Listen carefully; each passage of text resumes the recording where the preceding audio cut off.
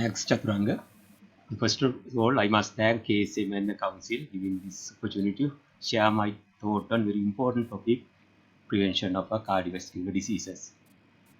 And prevention of the cardiovascular disease in Sri Lanka.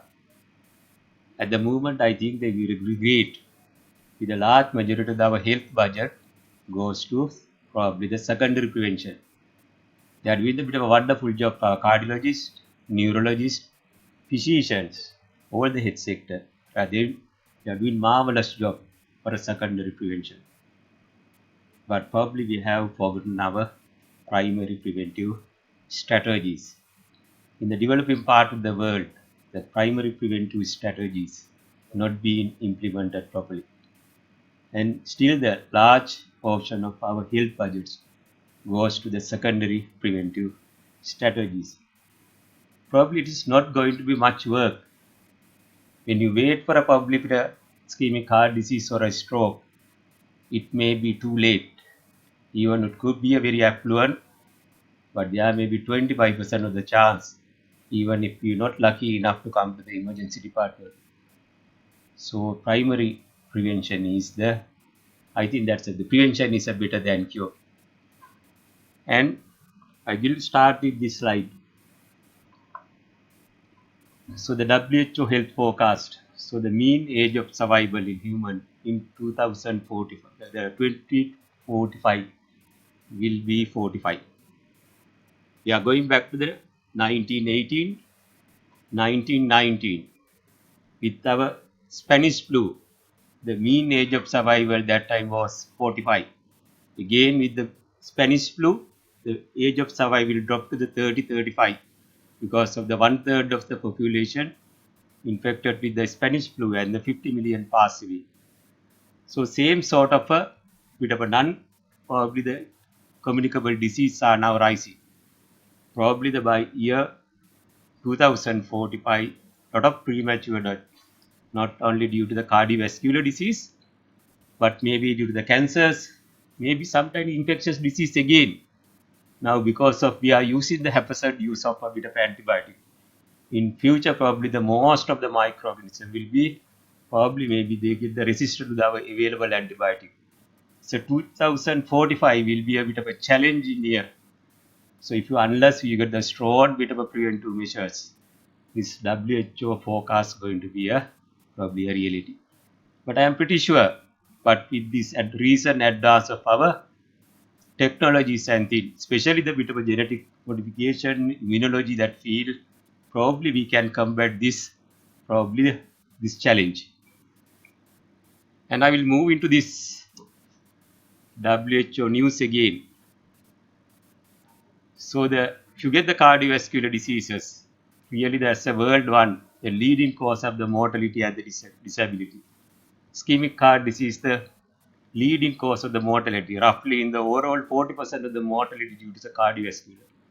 And if you get the disability worldwide, stroke is a number one disability. And WHO that's recognized most of the 2/3 of these cardiovascular diseases are preventable. But unfortunately, in the South Asian countries, these primary preventive strategies are not properly implemented. So today my task is whether our tertiary care level and our secondary preventive strategies are at the moment. It's very advanced in the South Asian countries. Really, we are in the very great position.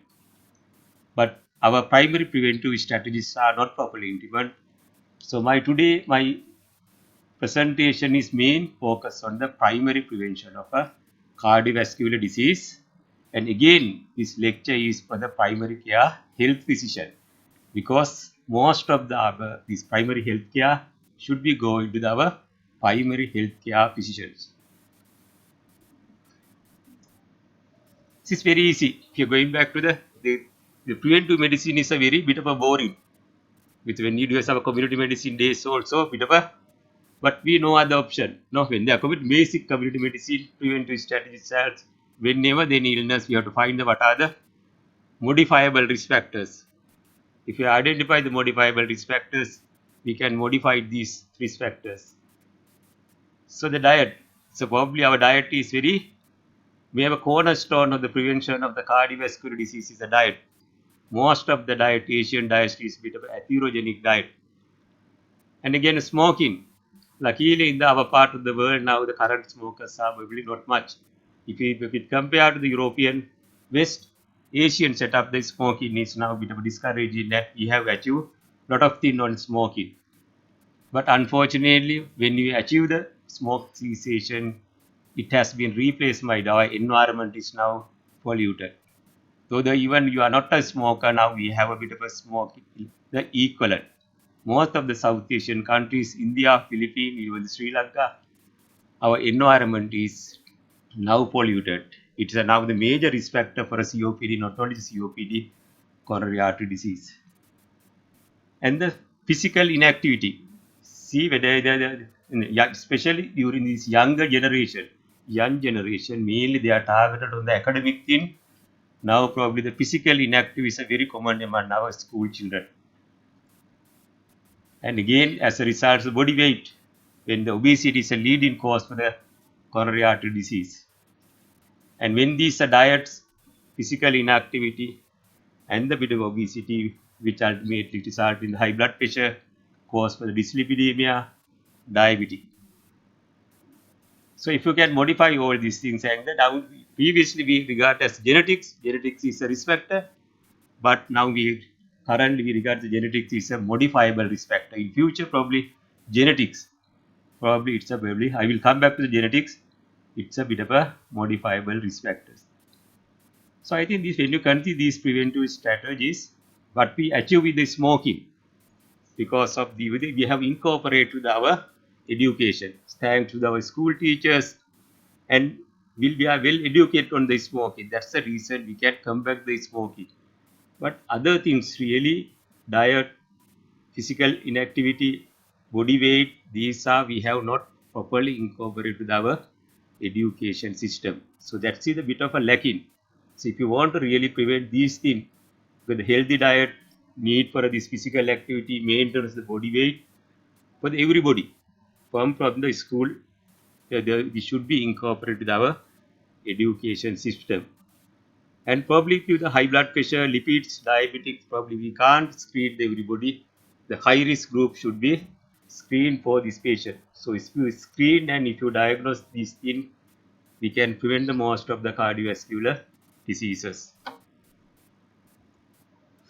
So that's why if you see the ideally we can, the basic concept of the community medicine is if you can screen the entire population, so that's ideal. But with the large population, if you can't do the risk stratification, IDs recognize a bit of a high risk, very high risk, moderate, low risk, and we can screen the.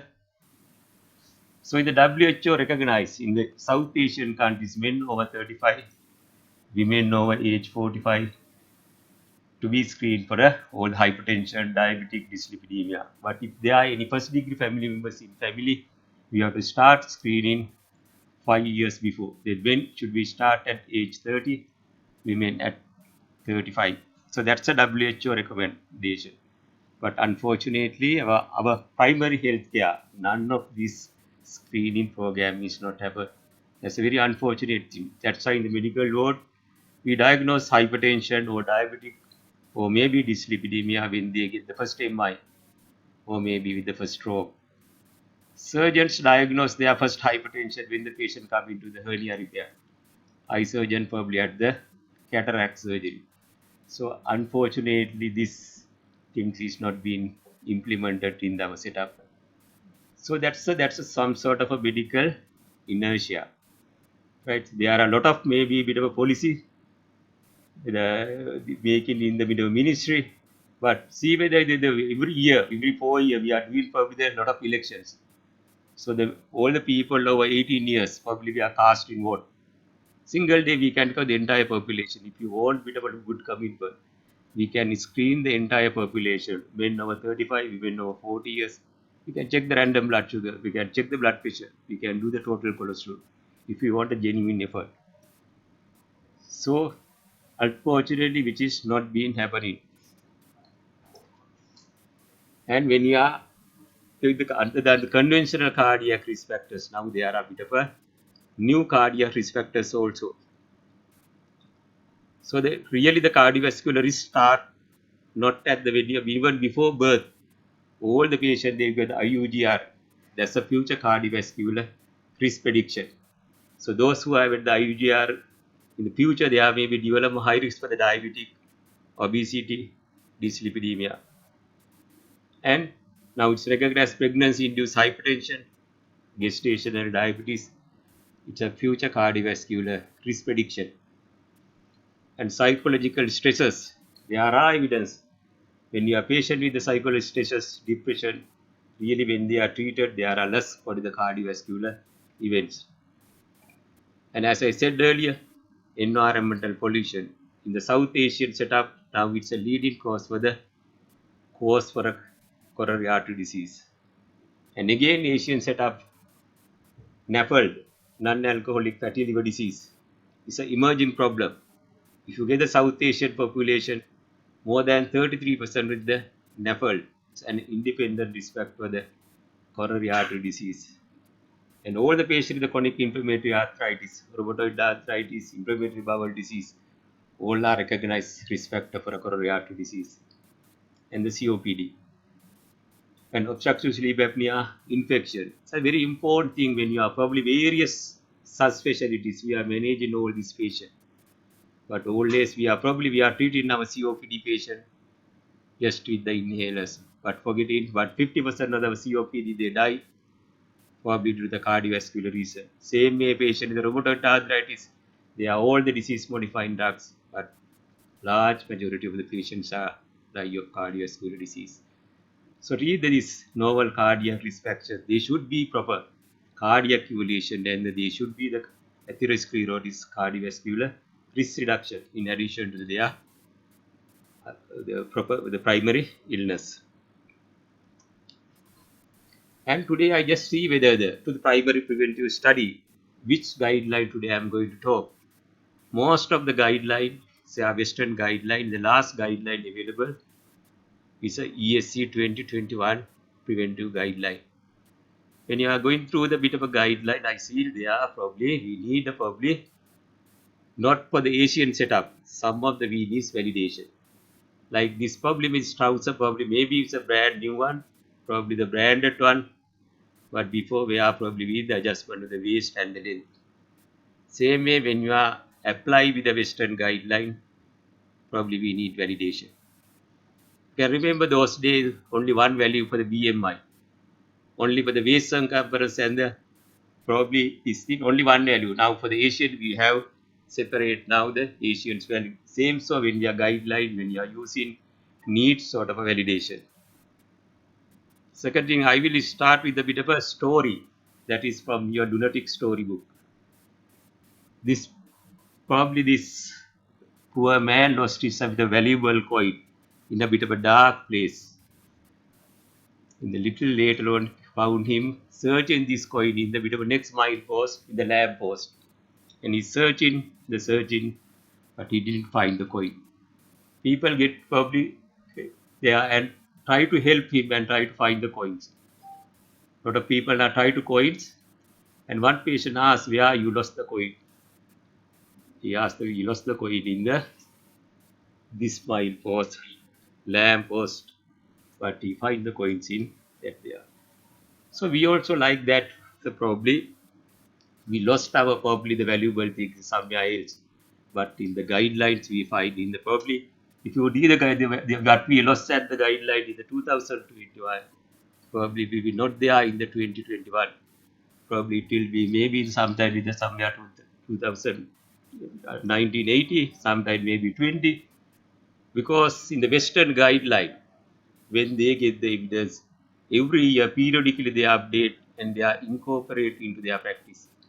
But we read the Western guideline, but that we are not incorporating. Probably periodically we overread and sometimes read. So when you read last 2021, it seems it's not inappropriate.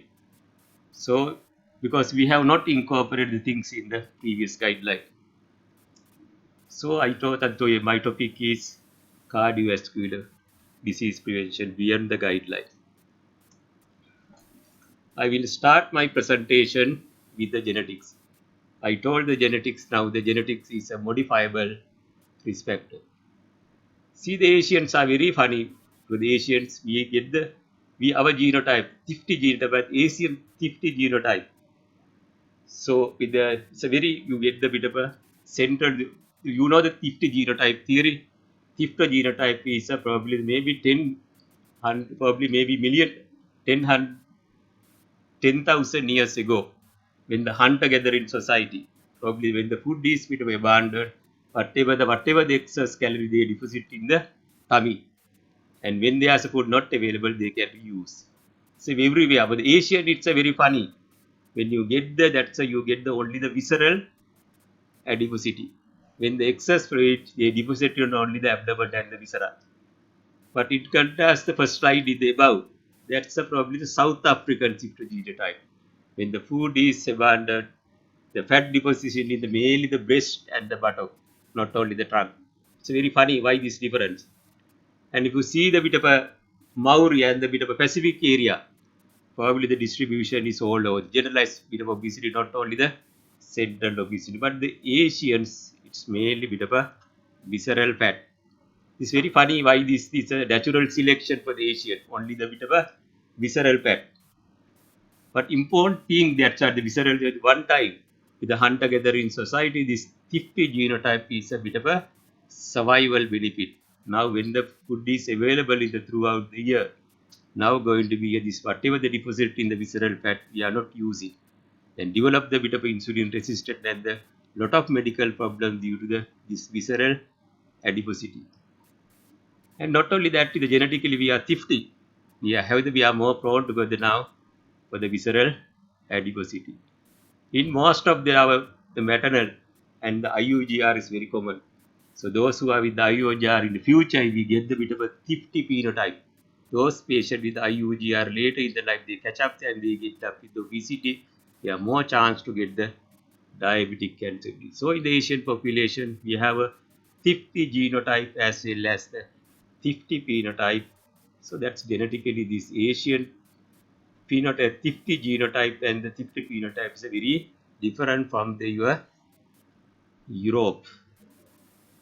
So when you are see the genetic now, probably the even this when you are genetic lot of illnesses now with the genetic base and probably current probably the genetic modification, right, will probably be the answer for the lot of these things. I will give the one example now. Know the most of the dyslipidemia with the lipoprotein. It's a major risk factor for the atherogenesis. So at the moment, the statin is not the option. So only the option is now pay the patient with the recurrent probably the cardiovascular. This is only the probably the lipoparesis. But now the three drugs are licensed in the UK with the whole bit of a genetic modification. These are gene silencing treatment. It's antisense oligonucleotides. Two siRNA drugs. These are available. So in future, genetic modification is the answer for the lot of drugs, not only for the cardiovascular disease, for the cure for the cancers, cure for the autoimmune disorder. So it's really the future. But so far, all the genetic modification what we have done after 1976, probably we have get the more risk than the more benefit. So far, all the genetic modification what we have done, the results is nature has not accepted. They give the punishment. I just start with a lesson from the Lord Buddha. Just a bit of a story. The Bhagavatam Maharshi and the Ananda Thera, they were waiting at a bit of a river to cross the river. At the meantime, a bit of a Tirthaka who has some dhyana, he came to the river bank and see like there's a ferry is not there. He from the river bank, he raised his bit of a clothes, he floated over the river and he crossed the river. So the Ananda look at the Bhagavatam Maharshi's face. Why don't you cross? You can do this job better than that Tirthaka. Bhagavatam asks Anand, how much cost that for the ferry? It's a worthless amount. It's a worthless amount. So why we are doing the worthless? We are doing this superpower for a worthless thing. So that's why when the The nature's creation, human, to walk, run, and probably to swim, not to float, not to fly. So that's the even with a superpower, he respects the nature's value. So every time when we change the genetics, what we had the bit of a nature's punishment. I will give the one example. Anyone can identify this plant.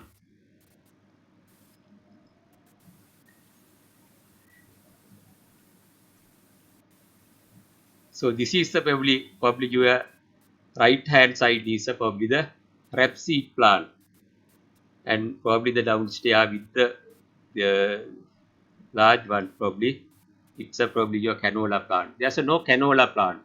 So one time probably the 1976 Canadian people they are probably for the world fruit crisis, and so they noticed that in the bit of a Mediterranean country olive oil is the best oil. Best oil is olive, but in the Canadian and the probably the Americans, so the probably the olive is not an option. So they thought looking for a bit of a best oil for the world. So when you look at the rapeseed plant, it's a very good molecular structure. More than 68%, it's a monounsaturated. More than 20%, it is unsaturated. Less than 6%, it is saturated fat. But in generation, people knew rapeseed oil is not edible. It has a bitter taste due to the cardiac, due to glucosinate, and it has a bit of a cardiac toxic because of it has a bit of a erucidic acid. So in the by generation patient knew it's not edible. They use it for a mechanical purpose. They used to make candles or maybe as a lubricant. But straight these Canadian people, what scientists they have done? So genetic modification by they remove this cardiac erucidic part and the glycosinolate part. So then we make it as a canola. So now no longer rapeseed oil is bitter taste. It doesn't contain now erucidic acid. And what time they popularized in the whole world, the world in the early 20s. As they have manufactured the world best oil, canola oil everywhere. Not only the canola, same soya. They send the early 80s, 20s everywhere canola centers and the soya centers. And they are popularized all over the world. The best oil is now canola, not the olive. But 10 years back in the Americans and the Canadian, they reevaluate. They haven't seen these health benefits as we have seen in the Mediterranean countries. So when you again reevaluate what happened, so without this erucidic acid and your inositate part, canola is a very unstable substance. When you are keeping in there, it's very unstable. It's oxidized. It gets a lot of superoxidal radicals and the trans fat. So whatever, slowly whatever the Canadian people and Americans, they withdraw the canola product from their market. But still we enjoy with canola, butter, canola oil, lot of canola product in your supermarket. So like I have given a lot of example. So far, whatever the genetic modification, but we have been not the advantage, we have a lot of disadvantage. Lot of genetically modified food in the market, that's maybe the leading cause for the cancers, leading cause for the autoimmune disorders, allergy and things. But it is a separate topic. I just see that when you are changing the genetic, you should be very careful. We have to that. And I should start with my first study genetic modification for the dyslipidemia. Even these drugs, they reduce the your apoprotein little A level. Still, we don't know whether it's effective for the reduce the your cardiovascular event. Though the drugs are available, it's effective. It reduces your lipoprotein smallly. Still, the cardiovascular outcome is not that clear. So then I will start with the diet. Diet is a very important modifiable risk factor. If you see this on anyone, even the grade 5 student will say this is a bit of a seems to be very unhealthy diet. But I think if you see our population, only probably less than 0.1% of our population use this type of a diet. Sri Lankan diet mainly a bit of a rice-based diet, but you don't believe that's also a bit of a highly atherogenic. You see, when you see this type of a diet, we feel it is atherogenic. We are not thinking our diet is atherogenic. The Sri Lankan diet also highly atherogenic. See what the ESC guideline says. So this is a recent ESC guideline 2021. So they are recommended what is the best diet. So the diet is a cornerstone for the atherosclerotic disease. So as a modifiable risk factor, it's a cornerstone. But what would they recommend? The level 1 evidence. So you go for a Mediterranean or the Mediterranean like diet. That's only they have say. They have mentioned other thing. But what is our problem is the Mediterranean. We see whether when you have any food, culturally should be accepted. And if you see the Mediterranean type of diets, so a lot of people think we don't have any olive oil, probably the broccoli. But is that the thing that's within the mainly the atherosclerosis in the Sri Lankan diet? So all this, going back to the Asian, I think what is other evidence? I think not the even if you probably suppose now probably the maybe IA is granted, and if you got the now the Mediterranean type of the food to the Sri Lanka, you believe now you can repeat the cardiovascular disease. Not that so. What is the evidence? Evidence is I think I'm going to that the PO study. That is the largest epidemiological studies done involved in the high income, middle income, low income, more than 127 countries. What the PO study tell us? So the people fed on the high carbohydrates has an increased mortality. See with the Asian diet, large proportion of the diet is a carbohydrate. It's a risk factor for both cardiac and the non-cardiac death. And our diet high salt. High salt, that's a risk factor for hypertension and the second thing is Asian diet is a high trans fat. I will come to the trans fat later on.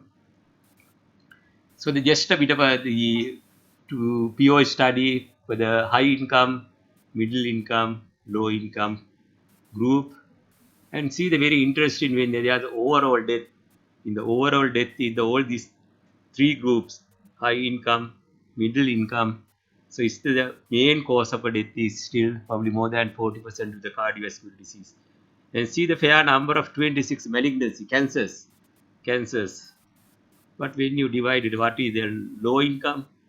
Large proportion, more than 43 due to the cardiovascular disease. And the middle income, 42%. But see the high income, what is the difference? Now the probably the cardiovascular deaths are about 23%, the largely due to the malignancy. That's what with the latest PO study. So whatever the PO study tell us, the cardiovascular disease in overall, that is the main cause of the mortality. But in the high income group, it is due to cancers. And still the probably 70% of these cardiovascular risk factors are modifiable.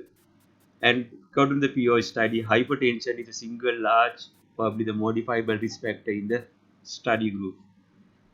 And what is the PO interpretation for a diet?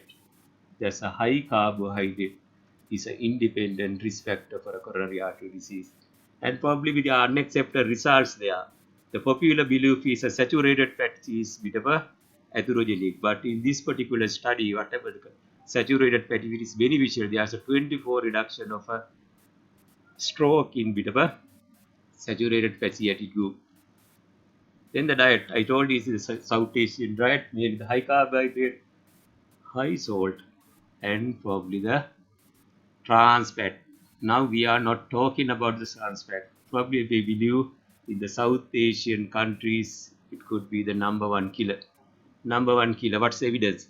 Evidence, probably the first evidence when the again early 80s, because when the people produce more and more polyunsaturated fatty acid, they produce a bit of trans fat as a problem, storage problem, and this thing.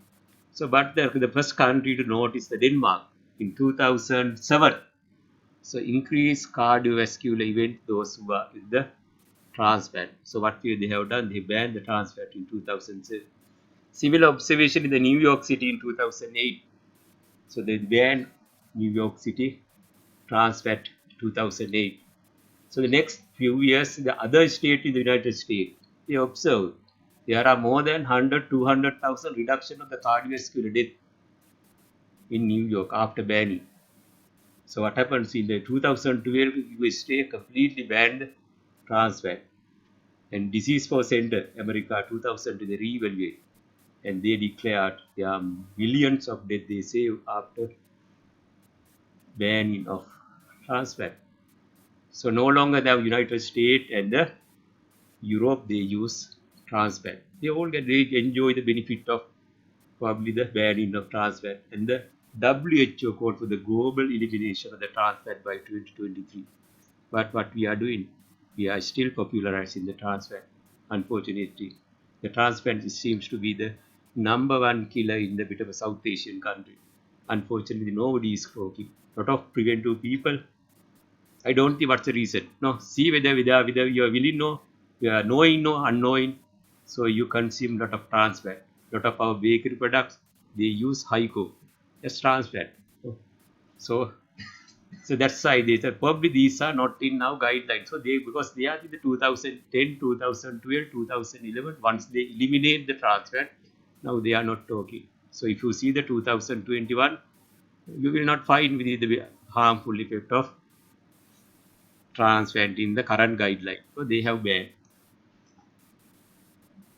Then I will just public with the next one is obesity, weight gain. See, I told you in the bit of our 50 genotype, it's a mainly the visceral fat. So that's again now we see whether the ESC say they recognize obesity is a major risk factor for a coronary artery disease. But only thing is we have because for their obesity we know the central obesity the better predictor is your waist circumference. Men your waist circumference is a bit of a 90, female it is for 80. Then the physical inactivity, I think that's it is a physical inactivity is again the leading cause for the coronary artery disease. Sitting position is the major risk factor.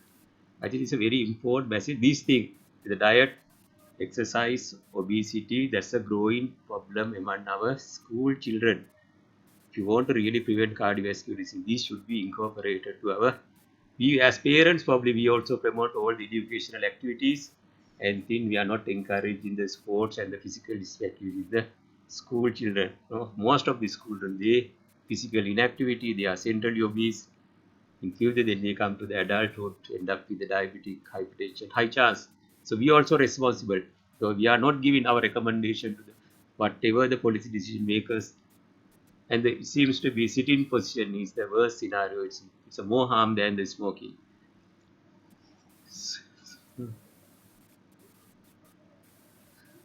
So what's the at least no all the physical activities are going to be helpful.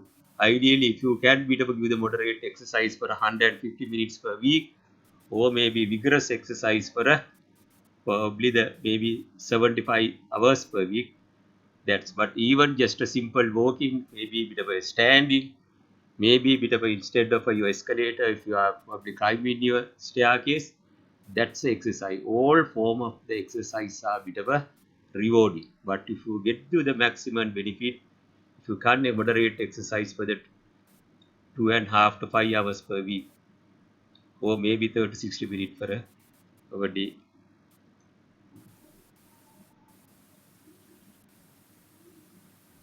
So again, I think that our most of our probably the population now, probably the BMI, again because of our genotype, our probably anthropometric measurements are quite different.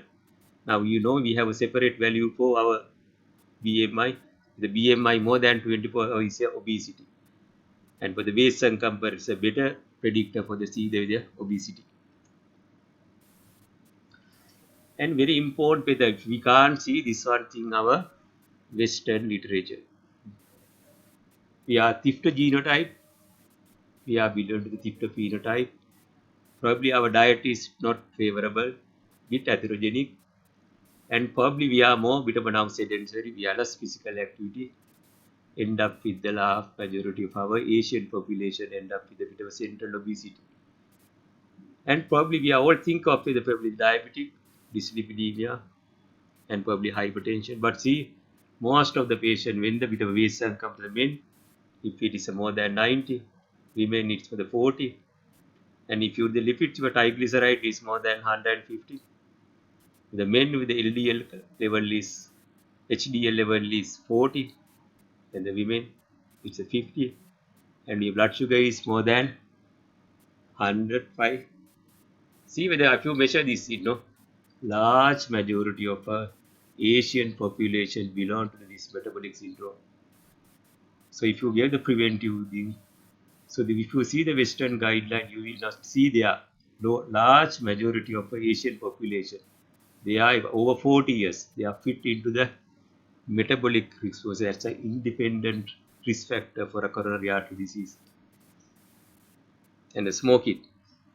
Smoking is a independent risk factor, but luckily good achievement. Now probably there's no new smokers and the current smokers. But whatever the benefit now, it is replaced by our now the environment is polluted. So benefit is not there. So the old form of smoking is discouraged. So the ESC also. So those things, all these things, diet, physical inactivity, prevention of the obesity, smoking, that for the globally, for the population, all the population it should be implemented. Then probably the hypertension, diabetic, dyslipidemia, probably we have to screen for a target population, men over 35, women over 40. But unfortunately, it did not happen in first thing either. Still in our country, we don't see any screening program.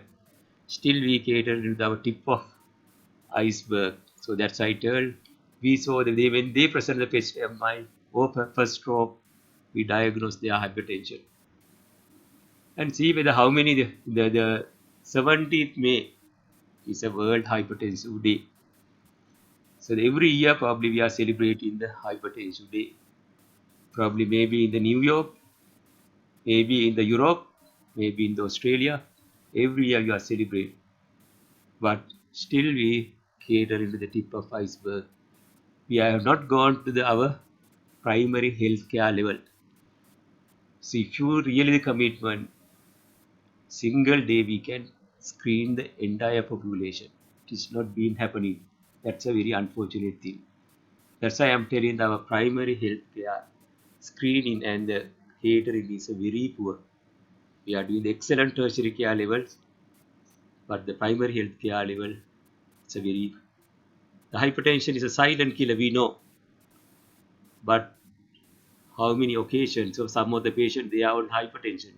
We are very smart. We diagnose hypertension, but I have seen a lot of patients. Some of the patients they are on antihypertensive drugs, but they are not aware that genuinely they are hypertensive. They are just continuing the drugs, and they are not. They don't know what is their target blood pressure, and probably they don't know how long they have to be on treatment. So really, our patient education. So that's why the hypertension we diagnose, but what we have lost is probably not screening, patient education, and the awareness. If you see the primary healthcare level, you can you satisfied with our treatment of the hypertension in the primary healthcare level. Still, if you see in the hospital, a lot of patient in the hypertension, combination of the AC inhibitor and the ARB, or sometimes maybe right different. So the still we have to strengthen our primary healthcare level education and the team. And when the patient coming to our clinic levels, most of the patients their blood pressure is not controlled. Sometimes every clinical visit you escalate in your drugs. Next time probably the admission is probably the hypertension. So we are not encouraging the self-monitor of the blood pressure. And the sometimes patient is a lot of target organ damage, or maybe we are underutilizing the ambulatory blood pressure measurement. So in the future, it's really when you are in the hypertension, really still we use in the more than 100 years old sphygmomanometer. But the most of the hypertension outcome linearly correlated to the central arterial blood pressure. So but in future, again, what for example, I see that the cohort of the hypertension, the stroke patient, so they are not belong to the hypertension, diabetic, dyslipidemia. We can't find the identifiable risk factor.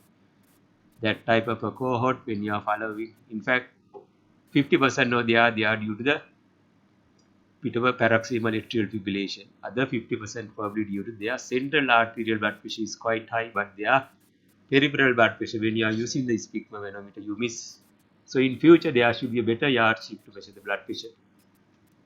All this thing I highlighted in order to prevent the cardiovascular disease in 2000. 45. Lot of patient in the hypertension, so they are probably not, their blood pressure is not controlled. Sometimes they are probably indication for a statin, but lot of patient in the aspirin.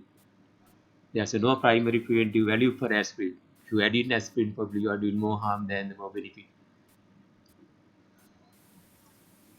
Diabetes, same story. Still, probably where we are not screening, still we are catering with our tip of iceberg. Same day, every 14th November, we are celebrating our diabetic day. How many diabetic do you celebrate since 1991? Probably here, maybe in the developed part of the world. But still we are diagnosed, probably still we are catering to the tip of iceberg. Again, some of the patients are diabetic. So I am telling you why we have lost patient education. Some of the diabetic patients is still they are on diabetic medication. They are not aware they are diabetic. They are not aware what's the level of their target blood sugar control. Still we have to improve the patient education. Still probably we are not giving. We do the, it's a team effort really. The diabetic nurse, all these things we are not incorporated with our health system. And again the awareness of our primary healthcare physician. For the diabetic population, two-thirds of the diabetic patients they die due to the cardiovascular diseases. But large majority of our diabetic patients is still under primary healthcare physician. See whether they are only with the bit of oral hypoglycemic. They are not on any preventive strategies for the atherosclerotic drugs. And even with the tertiary care level, now when they are with the diabetic drugs, underutilized into the cardiovascular benefit drugs, when there's a lot of cardiac risk, still underutilized with SGLT2 inhibitors, those who are effort for the this thing, still my feeling is it's a bit of underutilized. Same way if you are the diabetic, Asian diabetics are very unique. If you see the diabetic in the Indian studies, 50% of the Asian diabetic associated with the NAFLD, of that 33% end up with the NASH. So probably that's it, that facts we are underutilizing the liver protective medication for diabetes. Most of the other thin NAFLD diabetic now probably one time because of the bladder cancer we are underutilizing the probably the pioglitazone. So doctor, the risk group probably we have to use more and more probably for the liver protection pioglitazone. Again, lot of diabetic patient, yeah, most of the diabetic, almost all diabetic, they are qualified for a statin. But if you see the primary healthcare level, they are on aspirin, not on statin. We are doing more harm than benefit. Somewhere we have to rectify all this. How many times we have ignored this one? How long you are going to ignore? That's the question. See, we know the same thing. We know the old tertiary care level. We know the value of DCCT, UKPDS. Tight control of the blood sugar only prevent microvascular complication and not the macrovascular complication or the diet factors. The fact that, see, I screen for the macrovascular complication and even statin, maybe blood pressure lowering, exercise, smoking, risk factor reduction should be highlighted to the diabetic patient. How many occasions you see the bit of a hypoglycemia? Every time for the elderly population, we are not targeting the tight control. Every casualty, one or two patients coming in the hypoglycemia, primary health care level, high patient with a very high risk profile, probably maybe they are CKD, very elderly patient, ischemic heart disease.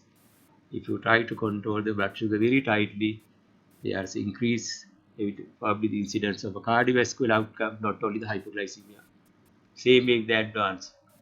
And again, evidence for the infrared and see the value of using the bit of SGLT2 inhibitor early stage with the diabetes. This should be incorporated to our practice. Lipids, last.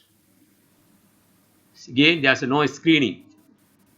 And probably the apoprotein B is the better cardiovascular risk prediction. Still, we use the probably the LDL, but the apoprotein B is the, to get the apoprotein, probably the non-HDL cholesterol is the better predictor. And for the Asian, probably if you follow, if you see the most of the guideline, probably the Asian prefers probably the aggressive treatment. and see whether the dyslipidemia is quite different from the Europe and the Asia. The Asians, when you are still with they are probably the statins are not that responsive. When you treat with the dyslipidemia, 25 to 30% of the European population, they are not achieve the target level of the LDL control. But if you see the Asians, the better statin response. So that tell us we are heterogeneously different from the Europe. And to prove that one, no, so that's why if you are to the target, still we go with the LDL cholesterol. But if you see with the apoprotein B level and the probably the non-HDL cholesterol, these are the probably your targets value. Lastly, I will give a bit of this Hope 3 trial. That's a very unique trials because 50% of this trial included the non-white Asians. That see what the Hope 3 trials, the men over 55 years, women over 65 years with the moderate risks. They are centrally obese, or they are smokers, their HDL level is low, or they are a bit of dysglycemia. The most of these below is your metabolic syndrome. They are moderate risk group, but their LDL cholesterol is less than 130. Their LDL cholesterol is less than 130. When you are treated with the rosuvastatin 10, after 5.5 years follow-up, there's a 24 relative reduction of the rosuvastatin of both cardiovascular death and the myocardial infarction. So when you calculate number need to the 10, treat, that's if you treat 70 patients, you can prevent one cardiovascular death. That with the moderate risk with the normal.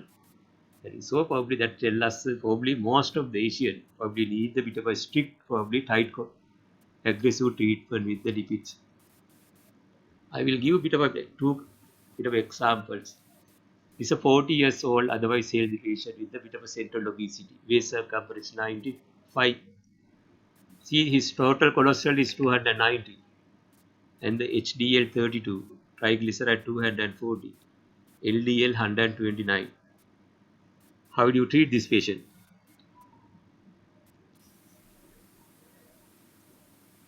If you see the LDL cholesterol, if you get the most of guidelines, your LDL cholesterol is 129. But see, there is a non-HDL cholesterol is very high. It's more than 260. In fact, if you see a patient with the metabolic syndrome, and this patient should be treated with the high-intensity statin. High-intensity statin.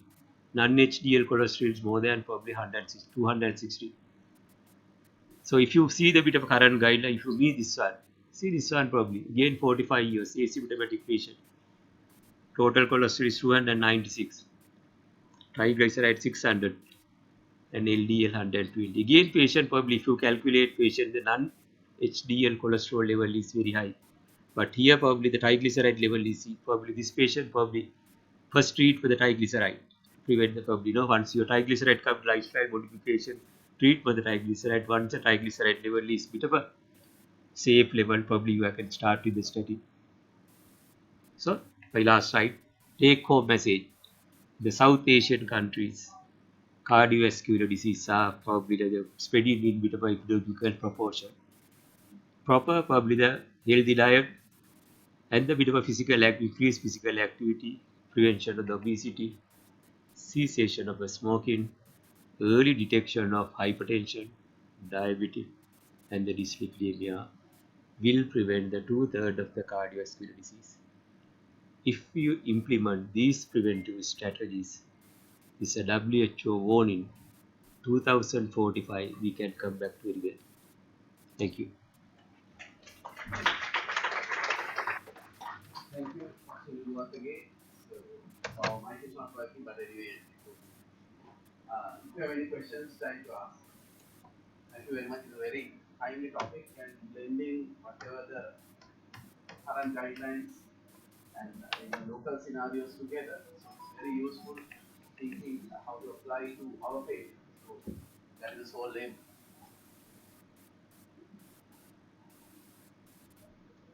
Sanjay, you can talk loud, right? First of all, I would like to congratulate Dr. Bowattage for telling us how to do a proper test. It is very practical. People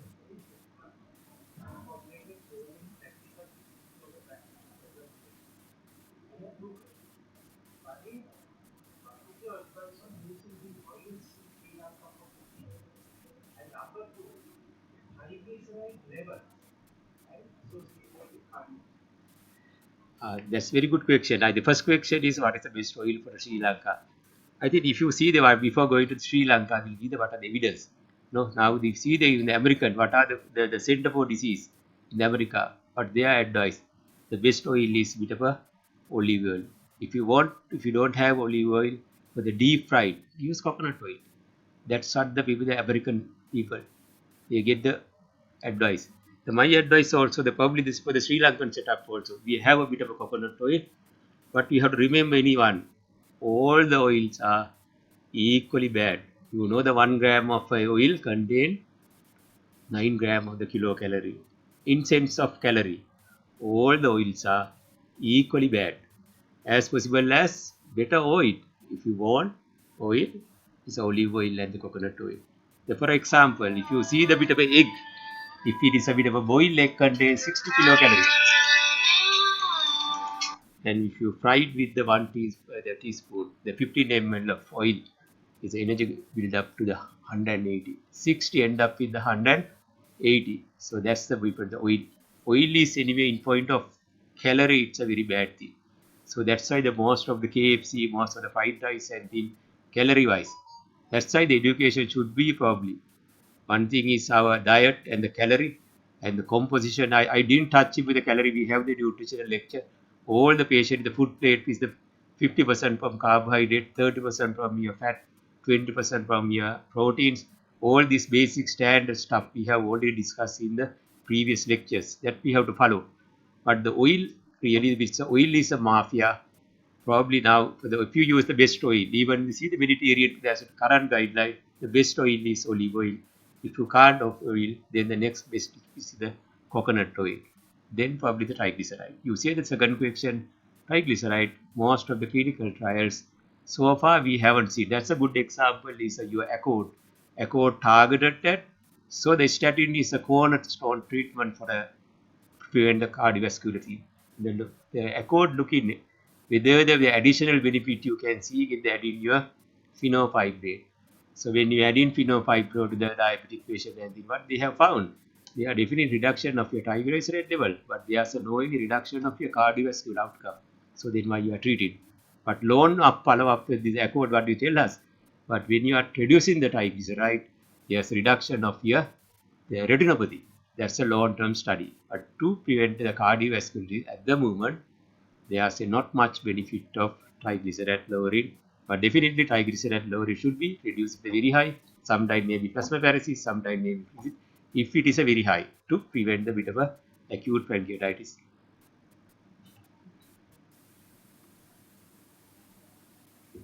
Any other questions? Okay, you said that the risk factors of you see that yeah. Yeah, that's the really the evidence based. These are probably not the epidemiological data. Those are with the evidence. Most of the card in the even if it's considered in the bit of a pure study, those of the office workers, they are in the bankers and their cardiovascular outcome is much higher. These are epidemiological. Most of these diet and the bit of exercise things are not the bit of a double blind clinical data. They are a bit of a epidemiological data.